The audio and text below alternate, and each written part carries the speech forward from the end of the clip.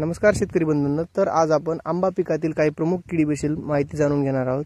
तर आंबा ह्या पिकामध्ये ज्यावेळेस कोवळी पाने फुटतात त्यावेळेस काही किडींचा प्रादुर्भाव आपल्याला पाहायला मिळून येतो।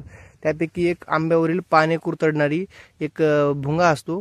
तो अशा प्रकारे आंब्यावरील पाने जवळपास कट करून पूर्णपणे निस्तेज करून टाकतो आणि नवीन पालवी फुटण्यास अडथळा निर्माण करतो।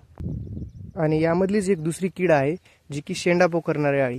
सुरुवातीला ही कोवळ्या पानावर राहते आणि हळूहळू त्याच्या देठामध्ये शिरकाव करते आणि अशा प्रकारे देठामध्ये पूर्णपणे त्याचा आतील भाग खाऊन पूर्णपणे जी कोवळी पानं आहेत ती त्याचा नायनाट करून टाकते आणि आंब्याची जी वाढ होते ती खुंटवण्याचा प्रयत्न करते।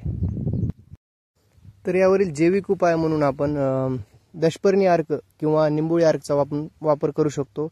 आणि रासायनिक उपाय म्हणून यामध्ये आपण फॉस ग्रुपमधले क्लोरोपायरीफॉस किंवा प्रोपॅनोफॉस जसे की प्रोपेक्स सुपर किंवा सिजंटा कंपनीचे आलिका या अशी काही रसायनं आपण यावर नियंत्रणासाठी वापरू शकतो।